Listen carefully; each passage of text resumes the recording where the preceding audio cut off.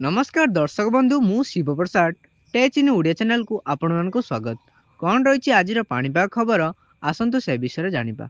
जदि प्रथम थर पर आम चैनल को विजिट करते तेरे आम चैनल को सब्सक्राइब करदे जहाँफल प्रत्येक दिन पाणीपाग खबर आपण सर्वप्रथम जानीपारे।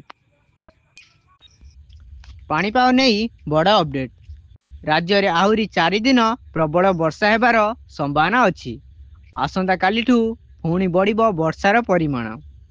आज प्रबल वर्षा पाई 20 जिला को येलो अलर्ट जारी करिछि आंचलिक पाणीपाग विज्ञान केंद्र।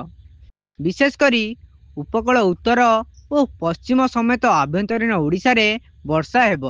सेपटे काली प्रबल वर्षा हेबा नहीं सारा राज्य को जारी होइछि येलो अलर्ट। केउझर मयूरभंज रायगड़ा और कोरापुट जिले में भीषण वर्षा होई पारे। सेही भली सेप्टेम्बर 1 तारिख रे राज्य में प्रबल वर्षार संभावना रही। सुंदरगढ़ केउझर और मयूरभंज रे अति प्रबल वर्षा नहीं सतर्कता जारी होइछि। एहीपरि सेप्टेम्बर 3 तारिख पर्यंत वर्षार प्रकोप रहिबो बोली पाणीपाग विभाग पक्षरु सूचना मिली। जदि भिडियोटी भल लगिथिबो ताने आम चैनल को सब्सक्राइब करि नेबे जहाँ फल प्रत्येक दिन पाणीपाग खबर आपण सर्वप्रथम जानी परिबे।